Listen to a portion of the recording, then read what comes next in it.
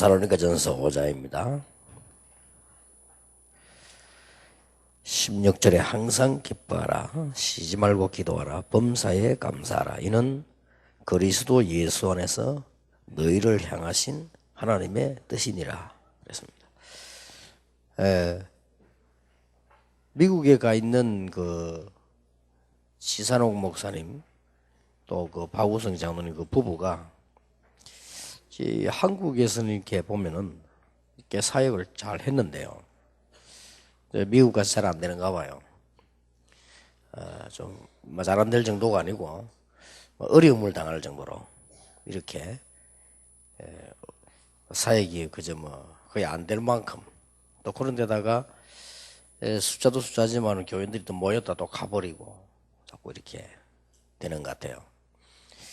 제가 보기로는 한국에서는 이제 이마누엘 교회 분위기가 사역을 좀 하게끔 돼 있거든요. 근데 외국 가니까 사역이 지금 조건이 안 돼 있는데 주로 뭘 모르느냐 하는 거죠. 영적 상태를 잘 이해를 못해서 그렇습니다.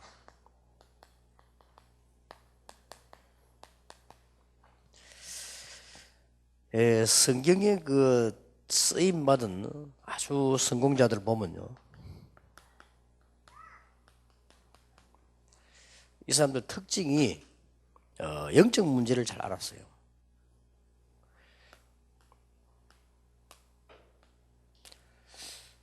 영적 문제를 잘 알아야 치유할 거 아닙니까? 그래서 영적 문제를 잘 알고 있었기 때문에 이 사람들이 크게 쓰임을 받았습니다. 세 사람을 예로 들어 본다면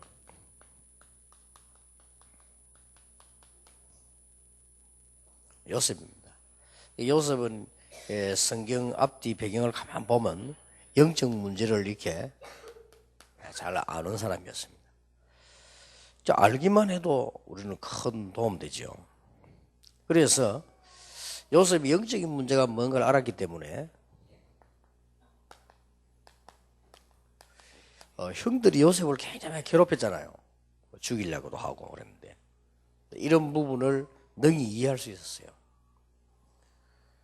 당장 열이면 9명, 열이면 10명이 이런 형들 속에서 어떻게 살겠습니까? 당장 문제가 오죠. 이제 이게 영적 문제거든요. 쉬운 예로 여러분 집이 너무 남편이 이상하거나 아내가 너무 이상하면 어렵잖아요. 이 형들이 한 10명이나 되는 형이 말이요, 요셉을 괴롭히니까 그때는 무슨 법이 제대로 있는 것도 아니고요. 그러니 굉장히 어렵죠.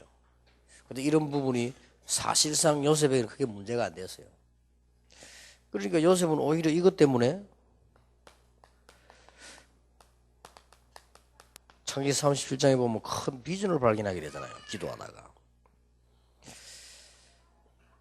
또 요셉이 이게 두 번째로 당한 어려움이 보디발의 아내입니다. 그렇잖아요. 근데 보디발의 아내의 문제를 요셉은 평소 때 잘 알았어요. 이 보디발의 아내가 요셉에게 날마다 눈치댔다고 돼 있어요. 그렇잖아요. 쉽게 말하면 이제 요셉은 나이 어린 청소년인데 어떻게 그 요셉이 말이요, 그걸 이겨내기도 하고 시험 들지 않았거든요. 그러니까 이 부분들을 벌써 알고 있은 거죠. 그래서 사실 우리가 영적 문제를 알아버리면 문제 나도 괜찮고 또 문제가 아니다는 걸 알게 되고요, 또 문제가 나도 이유를 아니까 거의 괜찮게 됩니다. 그래서 여러분들이 이렇게 제가 볼 때는 가정도 그렇고 우리가 큰 일을 안 한다 할지라도 사람을 만나도 그렇고 또 더군다나 교회 생활을 하려면 그렇고요. 제가 알기로는 영적 문제 모르면 교회 생활을 못해요. 교회는 가정하고 또 다르거든요. 가정은 내가 어떻게 보면 감수하고 그냥 십자가로 그냥 지고 간다 이렇게 하면 되는데 교회는 그게 아니잖아요. 또 교회는 여러 종류 사람들이 잠깐 모였다 가기 때문에 더더욱이나 알기가 힘들고요. 그래서 교회 와서 시험 드는 사람 많아요. 그거 어떤 면은 어리석은 거거든요. 교회 와서 시험을 안 들어야 되는데 여러분 그 교회 다니다 그만둔 사람 체크해 보면 교회 다니다 시험 들어가 그만둔 사람이 10명 중 9명입니다. 그러니까 복음도 못 깨달았지만은 사실상 이 부분을 몰라는 거예요. 왜 교회가 이럴까 이렇게 말해요. 왜냐하면 교회가 그렇게 보이죠. 왜냐하면 이런 분들이 많이 오니까. 여러분 그 안과병원 안 가면서 전부 눈 빠진 사람 보는데 어떻게 눈이 많이 빠졌단 말이지. 나는 어쩌다가 뭐 약간 눈이 좀 안 좋아서 가봤는데 그렇다니까. 그리고 한 번 제가 학교 다닐 때 전도할 때 고심 그 보건병원 안병동도 가니까 전부 암 환자예요. 막 어떻게 멀쩡하게 생긴다 암 환자요. 어떤 사람 뭐 용감하게 그 시시하게 다니더라고요. 근데 왜 암 환자야? 아니 저런 사람도 암 환자냐? 이런 착각이 올 정도로. 그러니 교회 가보고 보세요. 오늘 뭐 교회가 왜 이래 이럽니다. 심지어는 어떤 장로님도요. 시험 들어 뭐 교회가 뭐 어떠고 이랍니다. 그리고 어떻게 장로를 하겠어요? 그러니 요셉이 이런 부분을 딱 알았기 때문에 시험이 안 들었다가 정도가 아니고 전혀 안 들었고요. 기회가 됐어요 오히려. 이게 치유 중에 치유고 치유 안 해도 어떤 부분에서는 영적 부분이 치유가 쉽다고 볼 수는 없잖아요. 그러니까 많은 걸 얻어내야 돼요.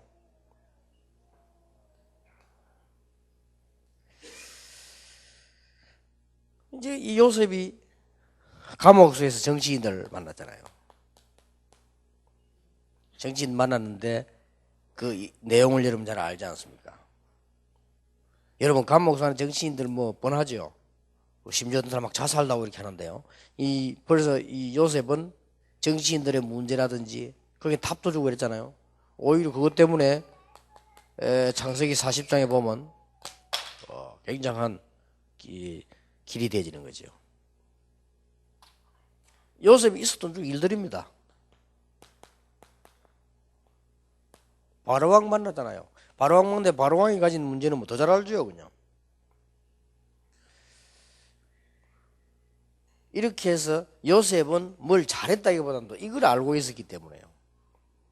바로왕 만나가지고도 창세기 41장 38절에 보면 요셉이 무슨 굉장히 당황하거나 혹은 막 왕이라고 해서 되게 막 이 외형을 갖추거나 그것도 아니잖아요. 그 가서 그대로 이 여호와에 대한 설명을 하게 된 거죠. 그러니까 여러분 잘 아는 부분 아닙니까? 요셉이 총리 시절 때 한 말을 보세요. 창세기 45장 1절에서 5절 보면 형들을 완전히 이해하고 있는 거예요. 형들이 나를 파란 것이 아니고 하나님이 나를 형들 앞서서 보냈을 뿐이다 라고 그랬습니다. 이 정도면 진짜 응답받을 수 있습니다.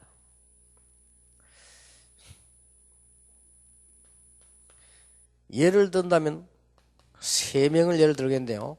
다윗입니다. 다윗은 이미 어릴 때 사무엘상 16장 1절에서 13절에 보면 여기 누굴 만났죠? 사무엘 만났잖아요.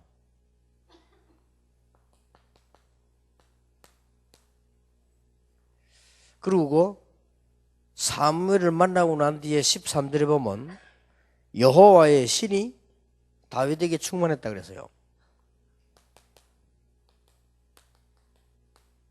가만히 있는데 성령 충만을 받겠습니까? 사무엘을 만났다고 해서 성령 충만 받겠습니까? 벌써 다윗은 사무엘을 만나기 이전에도 알았겠습니다만은 만나고 나는 그 배경 사이에 뭐가 들어있습니까? 영적 부분을 싹 다 아는 거예요. 블레셋이 뭐다? 언약궤는 왜 뺏겼다? 무엇 때문에 제사장이 자기를 찾아왔는가? 자기는 어째서 앞으로 왕이 될 것인가? 이유가 뭔가? 알고 있는 거예요. 이러니 그 어떤 시험이 와도 다 이길 수 있어요. 이런 부분이 굉장히 중요합니다. 특히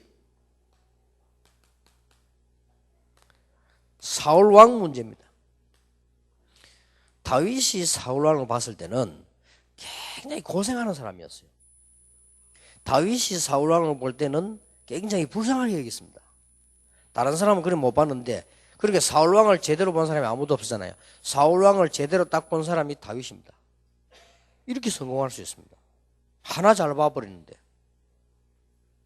사울 왕을 따라다니면서 사울 왕에게 문제를 자꾸 부추긴 사람도 있고요.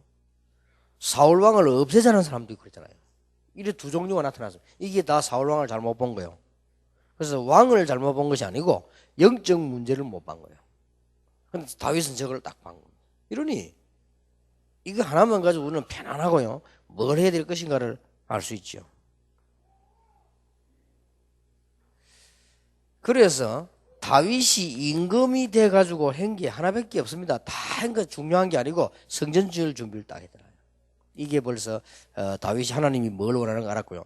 더군다나 마지막에도 일어나는 그 자기 아들 압살롬 문제라든지 또 그 뭐 이상한 신하들 문제라든지 이런 걸 다 다윗은 딱 깨뚫어 딱 보고 있는 거죠.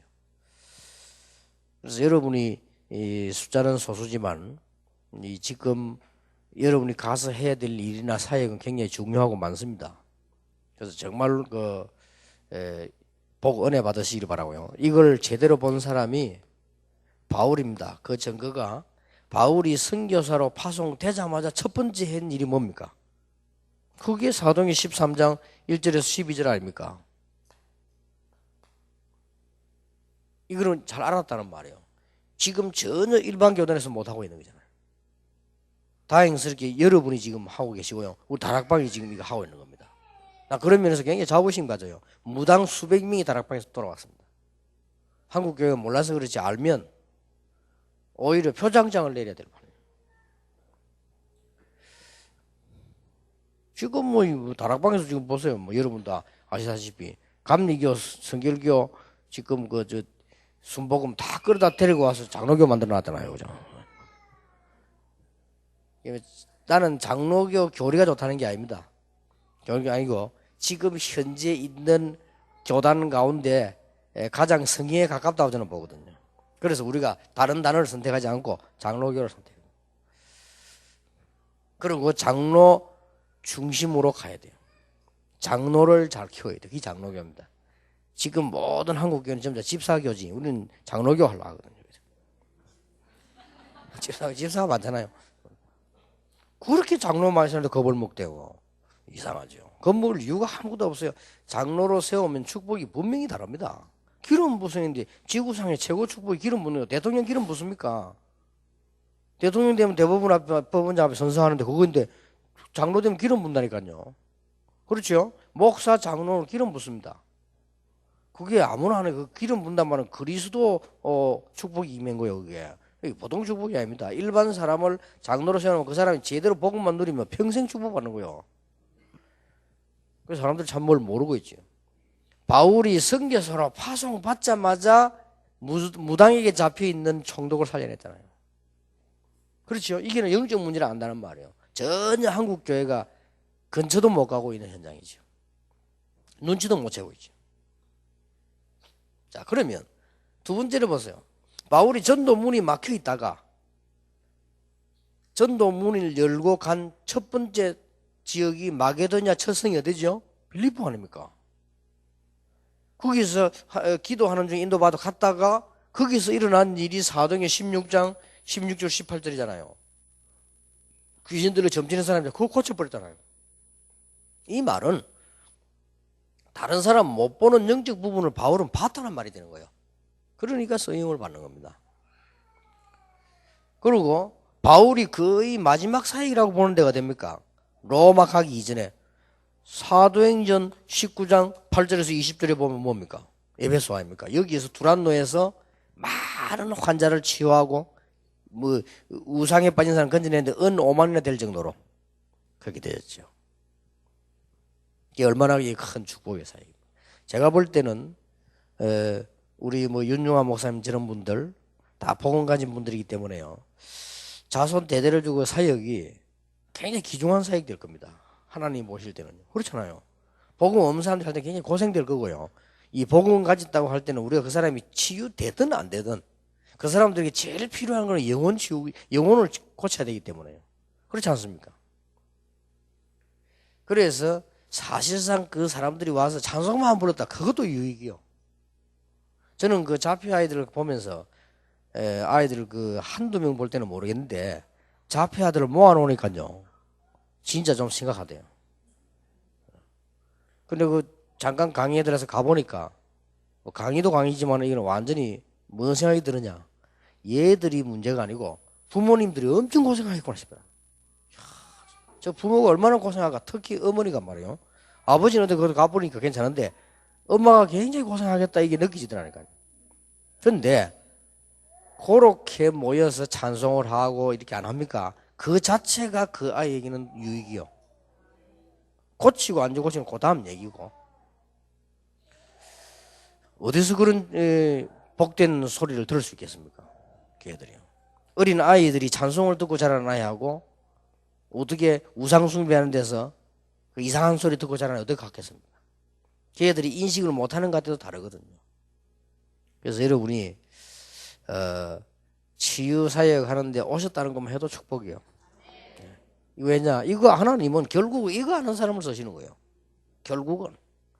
저걸 모르는 사람은 사역도 해도 옳은 사역이 안 됩니다. 그래서 여러분이라도 이걸 잘 아시고 사역을 지금 꾸준히 하시면 어느 날 중요한 열매가 옵니다. 자, 그 중에 그러면 영적 문제가 보통 세 가지 양상으로 나옵니다.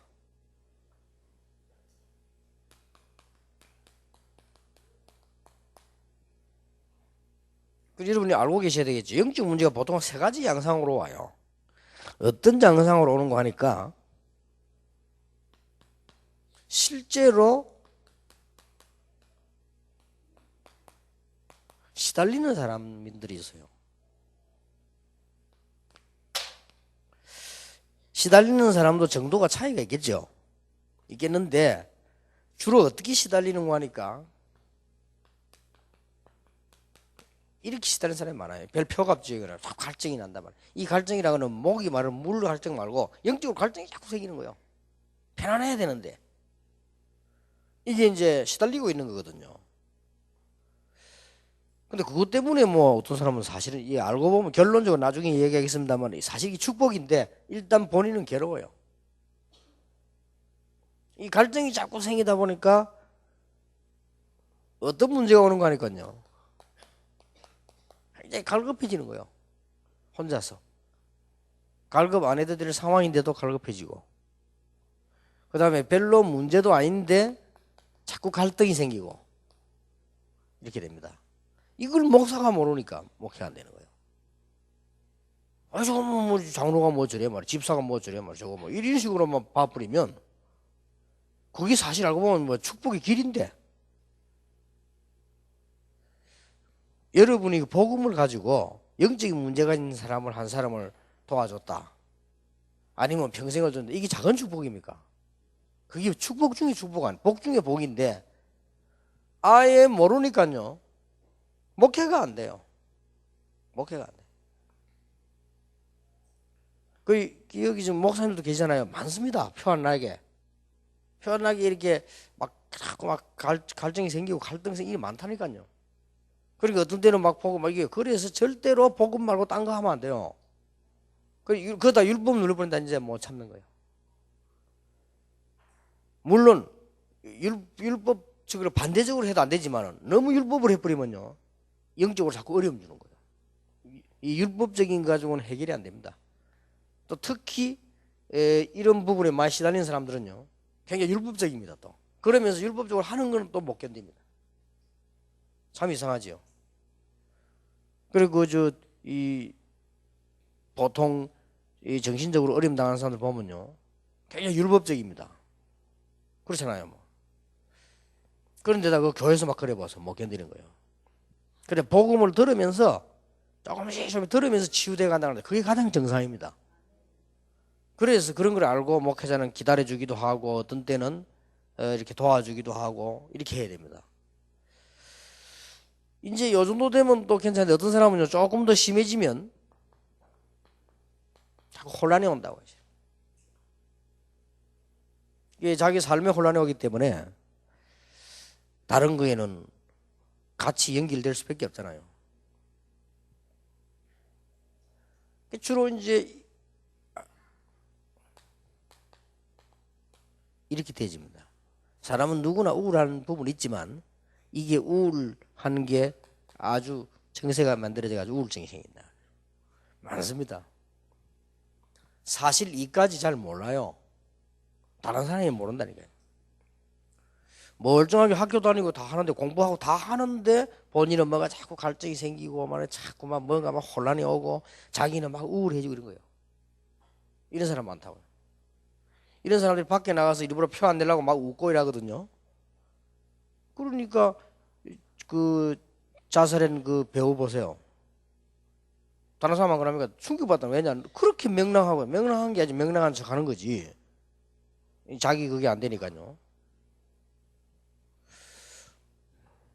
우리 어릴 때가 그러니까 뭐 나는 어릴 때 보면 우리 유교 만나가지고 화장실 저 밖에 있으냐 밤에 겁나는 거 가려면은 그럴 때 막 떠들고 노래 부르면서 막 하고 그러잖아요. 겁이 나가지고.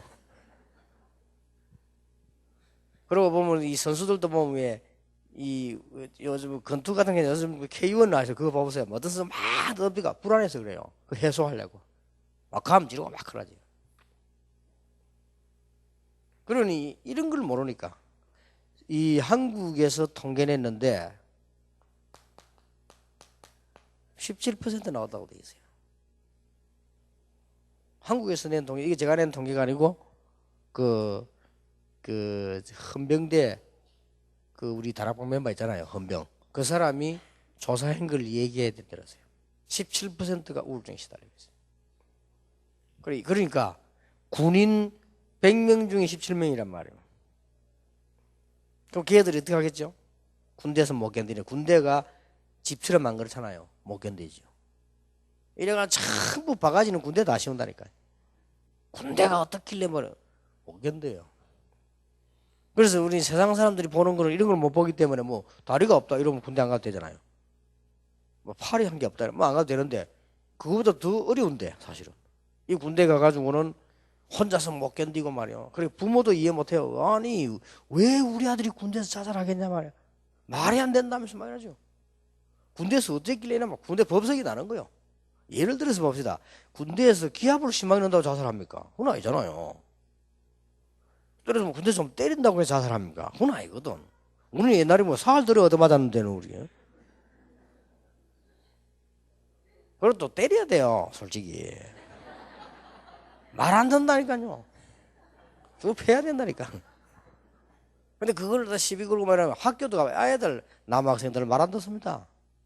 그것만 선생님 불러가 막대기가 때리고 발로 차고 이래야 돼요. 이런데 이제 그거 막 좋은 말 하다 한 놈도 말 하더래, 그러면. 그런 식으로 하면 그러면 학생들 다 자살해버리지. 이게 아닙니다. 이렇게 뭘 모르니까. 이거는 여러분 이게 시급한 게 군대 안에 있는 군목이 아무도 이거 몰라요. 그러면 군목이 해야 될 일은 딴 거 아닙니다. 돌아다니면서 돈 얻어가지고 교회 어떻게 꾸미고 그게 문제가 아니에요. 빨리 군인들 싹 상담을 해가지고요. 이런 날 빨리 찾아내야 돼요. 찾아내서 뒤에서 도와주면 군대 거의 사고 없어집니다. 대형 사고 낸 사람들이 이거 견디고 있다가 나요. 오늘 뉴스도 보셨죠? 오늘 뉴스 유럽에서 또 터졌잖아요. 7명, 8명 죽이고. 학생이. 근데 공통적으로 그 오늘 뭐라고 나왔냐? 평소 때 착했대요. 착했지. 지금 시달리고 있으니까. 이렇게 모릅니다. 그러니까 이게 하기야 목사님들도 모르는데 지금 일반 교단의 목사님들 전혀 모릅니다. 모르는데 어떻게 일반 사람이 알겠어요. 그래서 여러분이 이 치유사역을 하고 우리 박 목사님, 윤 목사님이 이게 이 주의 목사님들이 꾸준히 치유사역을 하고 안 계십니까? 이게 얼마나 중요한 건지 몰라요. 그러니까 대구에서도 그 불지는 거 사람 보세요. 바로 이거거든요. 그러니까 아예 막 정신이 이상해 버리면 이렇게 또 누가 병원을 간다 이런데 그것도 아니고 말이에요. 이러다가 정신고통 쪽으로 완전히 오는데 이게 이제 육으로 나타난 질병도 있고 영적으로 나타난 질병 이런 게 이제 쉽게 말하면 정신병이란단 말이에요. 이런 사람이 굉장히 많습니다. 많고 교회 안에서도 많이 있습니다. 그러면 오늘 여러분들이 두 문제를 생각해야 될 게 있어요. 아, 이런 사람이 많구나. 나는 안 그래서 다행히 여러분들 그렇지 않습니다. 요거보다 조금 더 심한 게 경우가 있습니다. 차라리 정신병은 괜찮다니까. 이거 더 심한 게 뭐냐? 다른 문제로 나타나는 경우입니다. 이 영적 문제가 누구나 다 있어요. 그래서 낙심할 것도 없고 뭐 우리는 괜찮다고 생각해서 교만할 것도 다른 문제로 나온다니까요.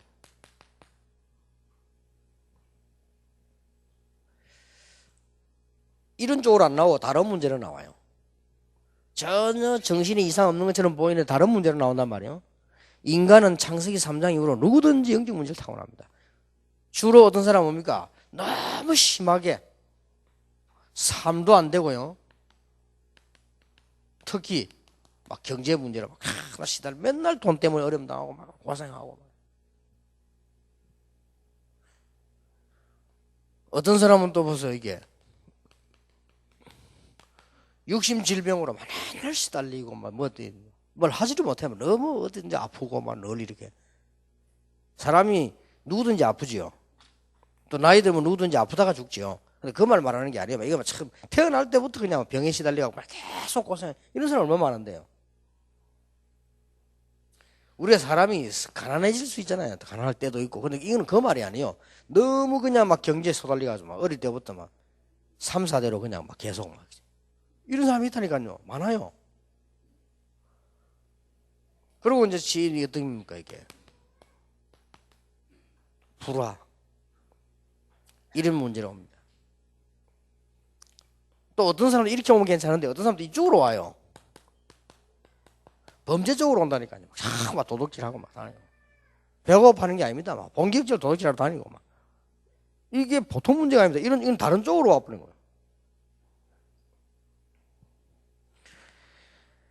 여러분의 사역이 얼마나 중요한 걸 다시 기억해야 되는데요. 요거 두 개보다 조금 심각한 병이 있습니다. 아니, 요거 두 개보다 심각한 게 있냐? 요거 두 개보다 합쳐가지고 심각한 병이 있습니다. 그게 뭐냐? 전혀 이상 없다고 생각하는 사람들입니다.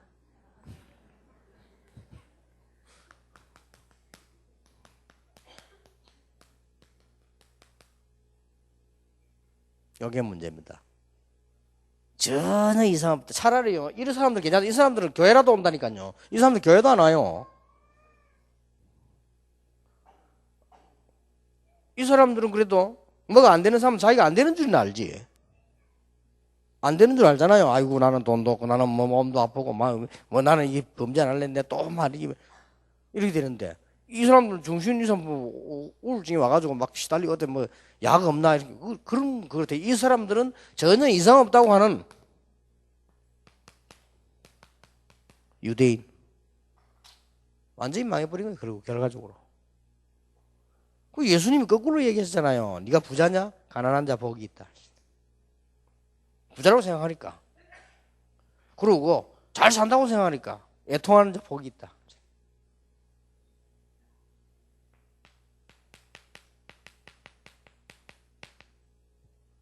가장 문제가 많았는데 가장 문제 없다고 생각했어요. 중세교회.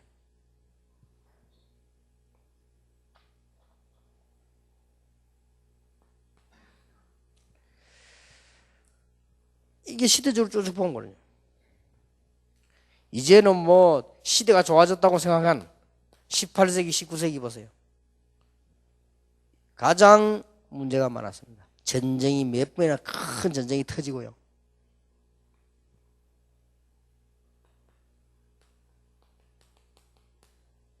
(20세기) 굉장히 발전됐다고 하는데 가장 전 세계적으로 한국은 괜찮았는데 전 세계적으로 가장 복음이 없어진 세대가 언제냐? 20세기입니다. 그 이제 다행스럽게요. 20세기에 전도운동 하겠다고 우리 다락방이 지금 나타난 거예요. 그러면서 우리는 지금 21세기를 지금 맞이하고 있습니다.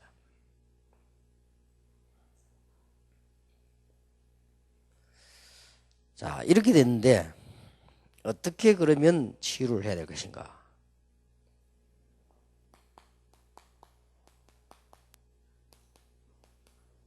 치유 방법입니다. 예수님께서 제자들을 데리고 가시는데 제자들이 물었습니다. 이 아이가 이렇게 이게 병이 들었는데, 이렇게 이 문제가 왔는데, 이게 자신의 죄입니까? 부모 죄입니까?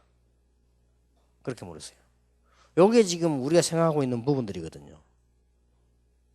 예수님께서 뭐라고 대답했습니까? 부모의 죄도 아니고 자신의 죄도 아니다. 하나님 계획인데 하나님께서 영광을 받으시려고 하는 계획이다. 그랬습니다. 그래서 치유의 가장 중요한 부분은요,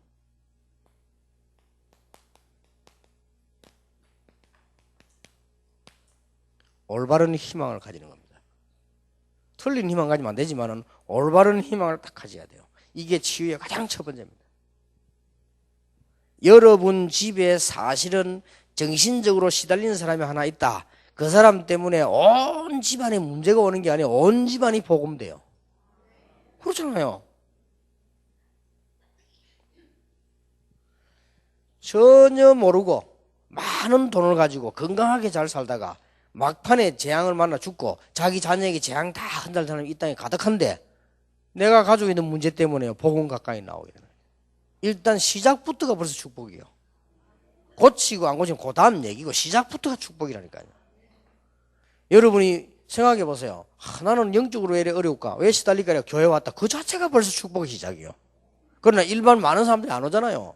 그러면 앞으로 어떻게 되겠습니까? 이 굉장한 영적인 축복과 많은 게 일어납니다.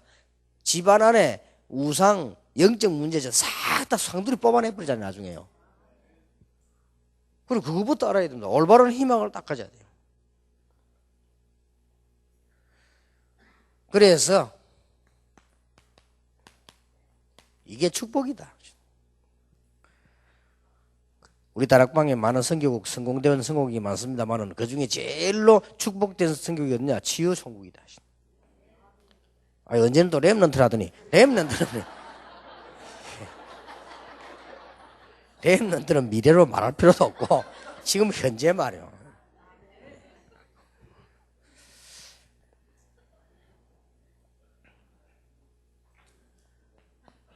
절대 빨리 하려 하지 마시고, 올바른 희망을 가지고, 그 다음에 뭐냐? 메시지 정리가 딱 돼야 돼요. 그래서 혹시 정신적으로 고통당하는 사람은 약 먹어도 괜찮아서 약을 먹는 게 좋습니다. 약을 먹고 안정돼서 메시지를 계속 듣는 거예요.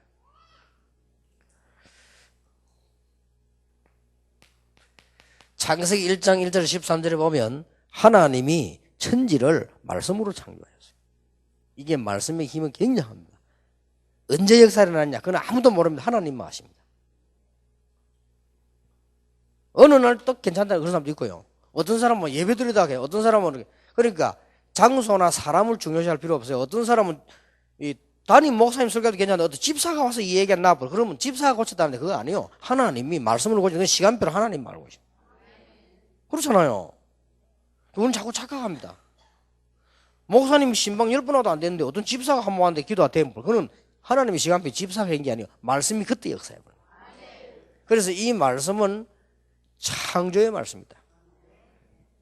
그래서 히브리서 4장 12절에 분명히 살았고 운동력이 있고 좌우의 날선 검과 같아서 우리의 심령 골수는 이 육신적인 암 아닙니까? 그거에도 찔러 쪼개게 하시다.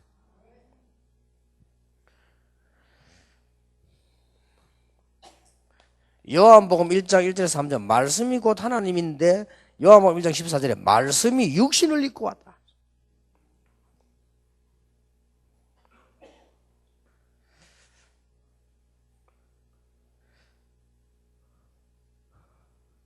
그러고 이사야 40장 6절에서 8절에 보니까 하나님의 말씀은 반드시 성취됩니다. 그리고 영원히 있습니다. 영원히 서리라 하라. 성취되고 영원합니다. 그래서 우리가 자신만만하게 성경을 들고 다니고 강조하는 거예요. 지금도 전거 오니까 뭐 확실하니까요. 제 같은 경우는 요 세 가지 중에 어디에 속했냐? 저는요 2번에 속해서 뭐가 안 되는 거요. 우리 집안이 진짜로 안 되는 거 있죠. 어느 정도 안 되느냐? 설명도 못해요. 사람이 문제도 어지간해야 간증을 하지. 간증도 못해요. 근데요, 이 복음 받고 말씀 뭐 전하고 듣고 하는 중에 다 없어져 버렸다니까요. 이 얼마나 대단한, 날짜도 모르게 다 없어져 버렸어요. 그래서 그게 가장 정확한 치료입니다. 혹시 의사 계시지 않습니까? 육신의 병도요, 의사가 의사의 기술과 처방의 그 의학 그에 따라서 천천히 고치는 게 맞잖아요. 어디 가서 갑자기 어디 가서 막 그런 건 들으면 안 돼. 큰일 나요. 어디 가서 뭐 약 먹었더니 막 갑자기 뭐 어떤 사람은 뭐 어디 뭐 만병통치약처럼 들고 나와 이거 먹으면 하고 그거 다 그는 거짓말입니다. 그걸 들으면 안 돼요. 똑같은 약도요, 의사 말 듣고 먹어야 돼요. 그 사람 체질에 맞고 안 맞고 있잖아요. 그리고 그걸 딱 이렇게 해야 되지. 그리고 이도 마찬가지죠. 메시지 정리가 딱 되면서 어느 날 딱 역사가 나오죠. 물론 바로 일어나는 사람도 있습니다. 그럼 참 좋겠지만 어떤 면에서는 우리가 볼 때 좋아 보이도 전체로 볼 때 꼭 그런 거 아닙니다. 없앨 거 다 없애고 고쳐야지. 말씀으로 고생하는 것처럼 보이도 집안의 우상도 다 없애고 싹 다. 어떤 사람은 암 걸리가 죽는 사람도 있더라고요. 우리 그 아파트 사는 옆집인데 절대 예수 믿는 사람 아니에요. 근데 이 사람이 갑자기 암이 걸렸어요. 근데 이 사람이 교회를 나왔단 말이에요. 교회 나왔는데 어떻게 되느냐, 처음에는 병 나을까 싶어 교회로 왔어요. 다 답답하니까. 저 뭐 교회 뭐 능력이 있고 뭐 저 교회에서 뭐 어떤 사람은 말씀 듣고 뭐 암도 나오고 이렇게 하니까 왔 거예요. 그것 때문에 왔겠죠. 근데 하나님이 안 고치는 거예요, 빨리. 근데 이상하게도요, 이 암 환자가 믿음이 좋아지는 거예요. 그게 더 축복 아니에요. 그러고는 온 가족이 싹 다 복음 받는 거예요. 나중에는 보니까 온 가족이 다 복음을 제대로 깨달아버려요. 그러니까 온 가족이 완전히 뿌리 내린 신앙이 딱 됐는데 그때서 하나님이 이 사람 불러갔어요. 그게 맞잖아요. 죽고 사는 거는 뭐 문제가 아니야. 언젠가 한 번은 죽는 건데 말이에요.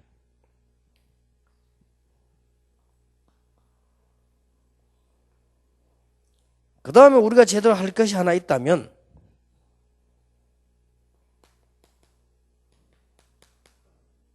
깊은 기도입니다. 성경은 뭐라고 표현했냐? 성경은 다윗이 시편 119편에 이렇게 표현했습니다. 묵상, 주야로 여호와의 말씀을 묵상한다. 굉장한 힘입니다. 조급할 필요 없어요. 빨리 되고 싶지만 정확하게 됩니다. 하나님의 말씀, 주야로 다윗이 최고 쓰임받은 그 어려움을 다 이긴 다윗이 뭐라고 했냐? 시편에 고백하기를 주야로 말씀을 묵상한다.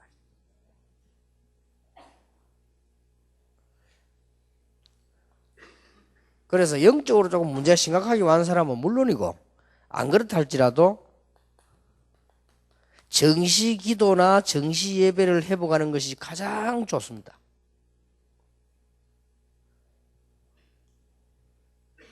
이제 메시지 딱 정리 계속 되잖아요. 그러면 좀 악한 말로 고침 안 받아도 이게 축복이잖아요.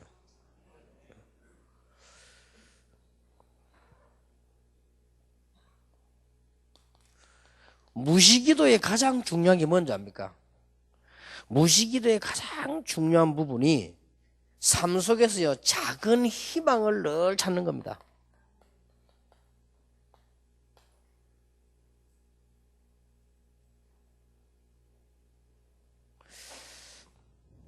여러분 그 사람이요, 모르고 이제 지나왔는데 여러분 자신도 그렇고 다른 사람도 그렇고 희망을 딱 가질 때 있잖아요. 이때 그 희망은 별거 아닌데 내 인생이 바뀌어버려요. 이만큼 중요합니다. 희망이.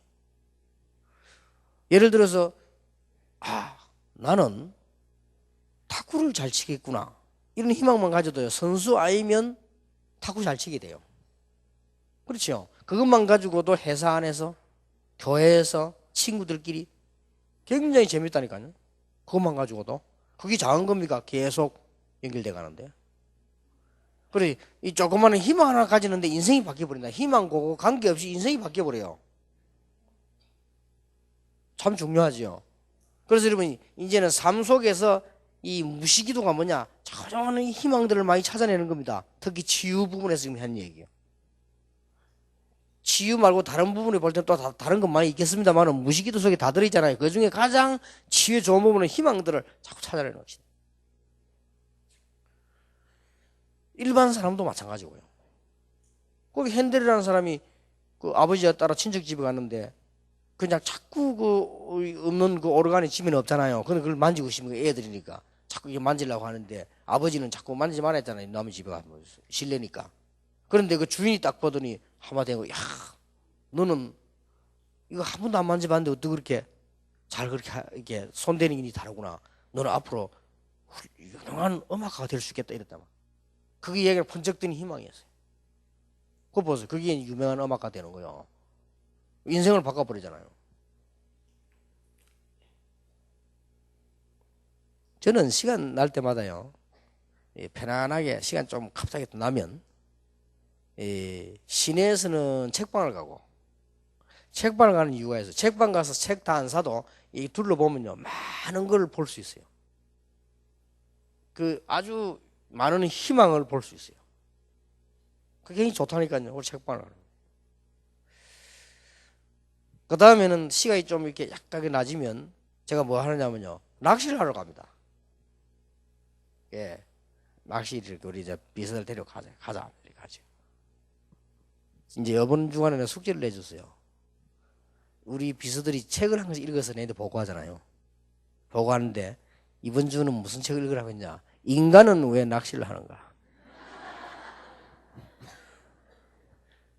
그 책을 다 사 읽어 보고서 내라. 저는 낚시하는 이유가 세 가지가 있습니다. 첫째입니다. 갈 때마다 희망이 생깁니다. 잡히겠지. 이게 건강에 굉장히 도움돼요. 잡히겠지. 근데 이 맛을 모르는 사람들은 희망이 안 되지만 아는 사람은 희망이 되거든요. 잡히겠지. 그래서 갑니다. 그 가는 순간에 준비하고 가고, 그게 굉장히 건강에 도움돼요. 희망.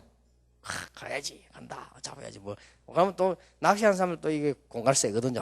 그들만 잡고 말이야, 막 60cm 잡아서 뭐야, 막 1m짜리 잡고 막 하자면 공갈 셉니다. 또. 그럼 좀 많이 잡아서 막 어마어마하게 올라온다 이상 막 이랍니다. 그런 것들이 다 희망이 돼요. 그래 갔는데 하나 제대로 잡았다, 기분 좋거든요. 그런데 낚시는 안 잡아도 괜찮아요. 안 잡아도 또 다른 희망이 생깁니다. 에이, 낚시 재미없다. 이거 낚시 할 줄 모르는 사람이, 할 줄 아는 사람은요, 안 잡히구나. 그러면 어떻게 하면 잡히지? 이런 희망이 생깁니다. 어디 가야 잡히지? 그럼 더 큰 희망이 생겨. 이 중에서 많이 잡았다는데 포인트는 어디지? 포인트가 있어. 고기가 딱 한 군데만 옵니다. 포인트 있어요. 그걸 찾는 희망이 있어요. 또 그 다음에 누가 가르칩니다. 어디 가면 뭐 이렇게 있다. 거기 가거든요. 그럼 또 희망 갖고 하잖아요. 인생이 살아가는 중에 한 번 희망을 가진데도 생이 바뀌는데요. 이 작은 희망들을. 두 번째 낚시하는 이유, 자연과 가장 가까이 할 수 있어요. 가장 가까이 물에 서서 뭐 던지고 뭐 산 쳐다보고 물 쳐다보고 잡아 먹고. 자연과 가까이 하지 않는 사람들은요 건강하지 못합니다. 여자들은 이해 못하는, 남자들이 이상하다. 혼자 저 추운 데서 낚시 말라 하는데 다 맛을 아는 사람들이 하는 거예요. 그 다음에 세 번째 이유, 별로 친하든 안 친하든 상관없이 안 잊어먹습니다. 누구하고 어디 갔는데 고기를 이만한 걸 잡았다. 영원히 안 잊어먹습니다. 가장, 그리고 또 아들하고 같이 낚시 가고 오고 만들고 뭐 이렇게 다, 그리고 또 같이 낚시를 해보면 이 사람 성품 딱 압니다.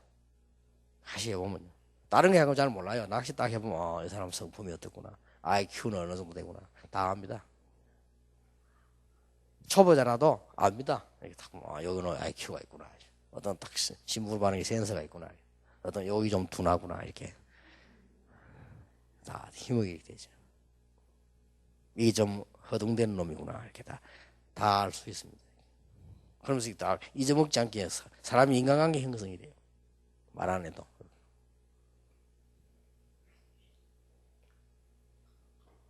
그렇듯이 이 작은 희망들요 찾아내는 것이 분명히 있습니다. 이게 무식이도와 치유의 가장 중요한 답 중에 하나예요.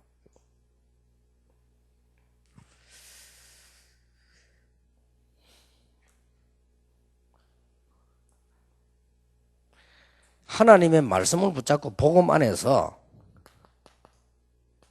깊은 묵상 있죠. 이게 굉장히 치유에 도움됩니다.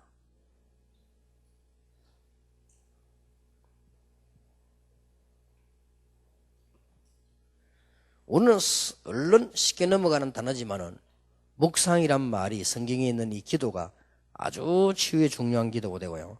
그래서 저는 꼭 중고등학생들, 청년들, 어린아이를 데리고 수련회 옛날에 할 때는 아침 시간에 혼자서 묵상하게 합니다. 혼자서 이렇게 여름에는 좋으니까 물가에 가서 성경 보고 생각하고 기도해라. 여기 짧은 거지만 건강한 아이들에게는 굉장한 도움 돼요. 그리고 영적으로 약한 이런 사람들은 굉장히 힘을 얻는 치유가 되는 축복의 시간입니다. 그렇다고 그러면 굉장히 이게 말씀 안에 굉장히 기도의 응답들이 일어나게 되는 거죠.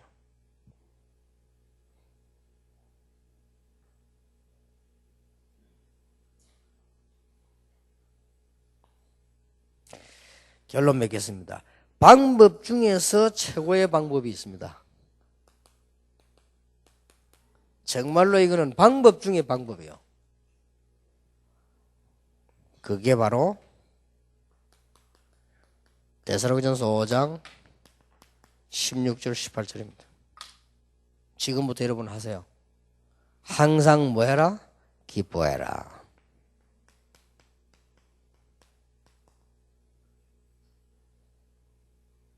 억지로라도 기뻐하면 도움돼요. 억지로 안 기쁜데 막 기쁘다 그래도 도움된다니까요. 억지로라도 기쁘다 이래도 도움돼요. 여러분이 억지로 웃어도 도움된다 합니까? 억지로라도.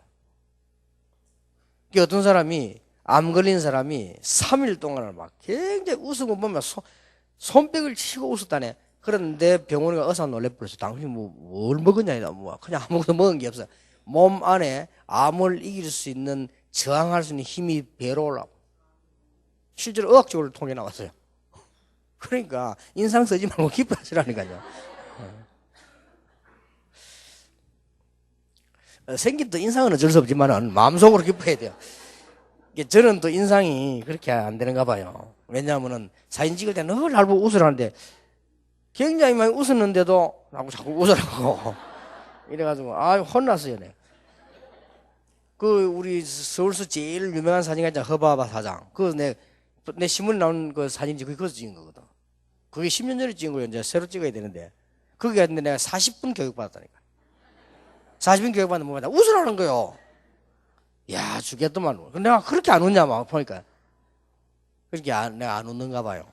이래가지고는 이게 막 굉장히 이 40분 동안은 막 설명하고 찍기 그래야 되는데. 근데 저는 이게 안 웃고 가만히 있는 게 편하네요. 하도 어릴 때도 크기를 이게 또 부산, 경상도, 대구 이런 데 또 분위기가 그래요. 기죽기죽 웃는 놈을 시럽게 생각해요, 이제. 교육이 그래요. 중요할 때는 인상을 딱 쓰잖아요, 우리는. 교육이 문제예요, 이게. 그러니까 대구 사람들이나 부산 사람들 그래요. 누가 뭐 사와봐요. 고맙다 이래 됐긴데 이런 거 말라 사왔나 하면서 좋으면서. 그게 저 밑에 사람들의 교육이 그렇습니다. 마누라가 여보 사랑해 미쳤나 하면서 그게 저 밑에 스타일 교육을 그래 받아. 이런 데다가 또 저는 또 이게 전도운동 하면서 별 희한한 사람도 있고 전부 이렇게 보고 듣고 참아가지고 우리 그런데 기쁩니다. 기뻐요. 내가 어떻게 이렇게 하고 많은 사람 가운데 하나님의 자녀가 됐을까? 기쁘고요. 얼마나 사람 많은데 모르는 사람 천지인데 그것도 어찌 그리 말해. 교회도 많은데 이상한 교회 같더라면 교회도 이상한 교회 많아요. 예수 믿지 말라는 교회도 있는데 이렇게 하나님이 나를 갖다 이렇게 말씀 잘 가르치는 교회로 교단으로 또 그중에는 또 복음 깨달고 얼마나 기쁜지요. 근데 억지로라도 기뻐하면 이익이요. 그런데 여러분이 진짜 기쁜 걸 찾아냈다. 이거는 굉장한 거죠. 치유 중 치유입니다. 그리고 더 중요한 것은 정말로 하나님 주신 기쁨이 내게 느껴진단 말이에요. 야, 이거는 굉장한 치유가 돼요.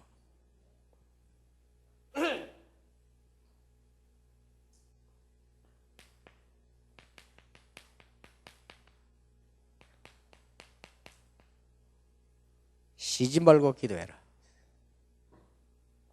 쉬지 말고 기도하는 게 부담이 된다면 곤란하겠죠. 부담이 안 됩니다. 쉬지 말고 하나님의 행복을 누려라. 쉬지 말고 하나님이 주시는 힘을 누려라. 성공이 오고 문제가 오고 둘 중에 하나겠죠. 쉬지 말고 하나님의 시간표를 찾아 누리라. 요거 하나가 굉장합니다. 나는 왜 이렇게 가난하지? 옛날에 늘 그랬다 제가요. 아니 가난한 것은 하나님이 가난하게 했겠지. 안 쓰면 되지. 이래가 어떻게 하냐면 현장을 갔더니 그게 역사를 난 거예요. 우리는 괜히 막 자꾸 고민하잖아. 없으면 안 쓰면 되는 거지 뭐 가지고 뭐. 영혼이 없다 뭐 그럴 수 있겠습니까만 영혼이 없으면 영혼이 안 쓰면 돼요.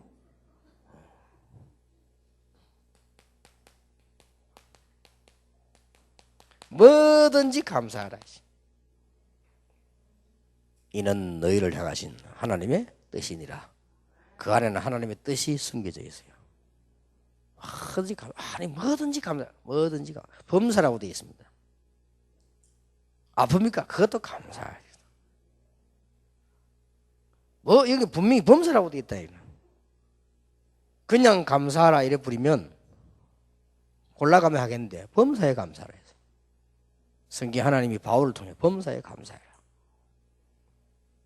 하든지 이상한 남편 만났으면 그것도 감사해라. 어찌 감사합니까? 하나님 감사합니다. 병들어 누워 있으면 돈도 많이 들 건데 저렇게 살아 돌아다니면 안 하는 짓이었고 그것도 건강해 그것도 감사하니 또 아파 누워서 그것도 감사해요. 왜냐 사람이 말이죠. 이게 막 건강한 사람들 다니면서 오만 범죄 다 하고 영적 문제 다 가져오는데 저 아파 누워 있으니까 늘 기도하고 막 감사하고 그것도 감사하니 범사에 감사하니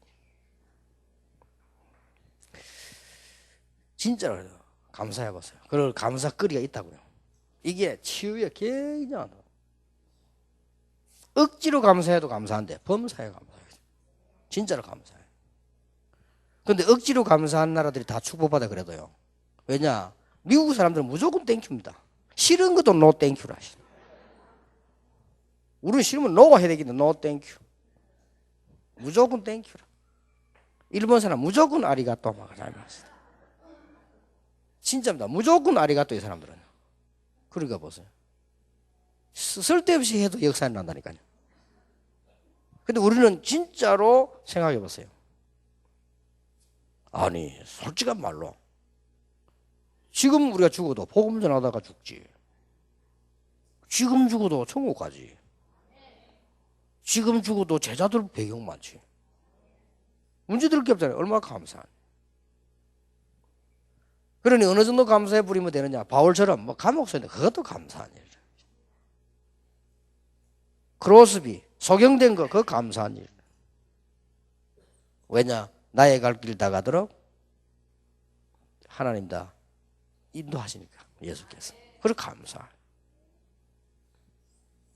자기 갈 길을 예수께서 인도하신다고 했잖아요. 그래 감사. 요 세 개가 이게요 치유하는 방법 중 방법입니다. 지금부터라도 자꾸 찾아내서 하든지 감사. 이러다 보면 어느 날 굉장한 치유되는 역사예요. 이렇게 하는데 앞뒤 배경이 몇 개 있습니다. 앞뒤 배경이 몇 개 있는데 데살로니가서 5장 12절에 보면 형제들아 우리가 너희에게 구하노니 너희 가운데 수고하고 주 안에서 너희를 다스리며 권하는 자들을 너희가 알아라. 배경이 몇 개 있어요. 주의 종들,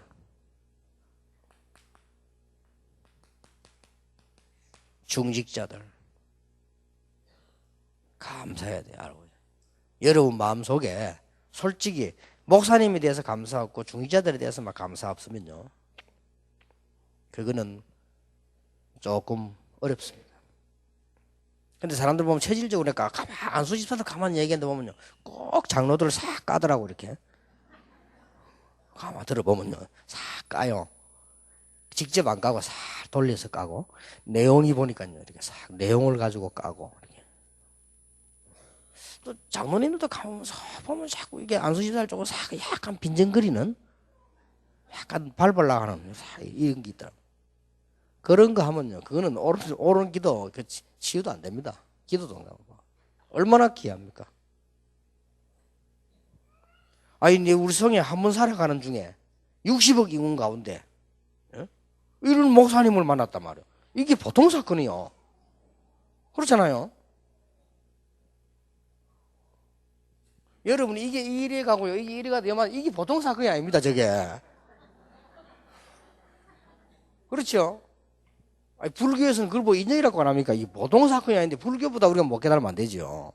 불교에서는 꽃게 스치는 것도 인연이라고 안 합니까? 그 정도로 이 사람 감각이 있는데 우리는 막 맨날 붙어 살면서도 모르잖아요. 중요합니다. 그 다음에 뭐라고 되어 있냐? 이렇게 하면서 배경이 몇 개 있다니까요. 13절이지요. 형제들아 너희를 건면하노니 게으른 자들을 건기하며 13절에 보면 그들의 역사로 말미암아 사랑을 가장 귀히 여기며 너희끼리 뭐해라? 화목해라.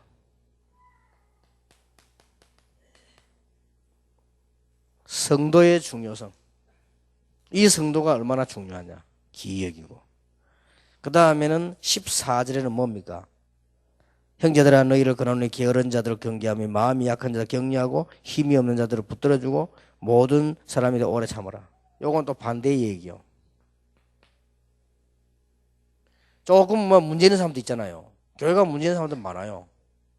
이런 사람들은 붙들어주고 어떤 사람은 주의하고 경계를 했잖아요. 주의하고. 여러분 좀 어려움 좀 당했다. 그러면 그가 낙심할 게 아니고 아 그렇구나.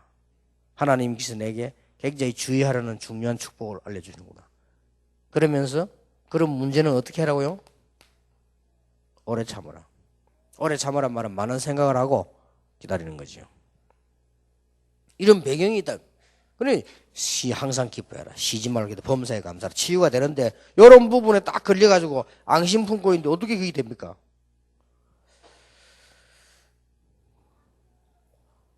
그러면서 19절에 나왔어요. 성령께서 늘 인도하고 계시니까 걱정하지 마란 말이에요. 성령 소멸하지 마라. 에베소 4장 3절 성령을 근심케 하지 마라. 이거는 소멸하지 마라. 소멸한단 말은 무슨 말입니까? 그냥 근심케 한단 말은 너무 뛰 나가는 거예요. 소멸하는 건 안 하는 겁니다. 너무. 하나님이 다 준비해서 그냥 움츠리고 가서 소멸하지 마라.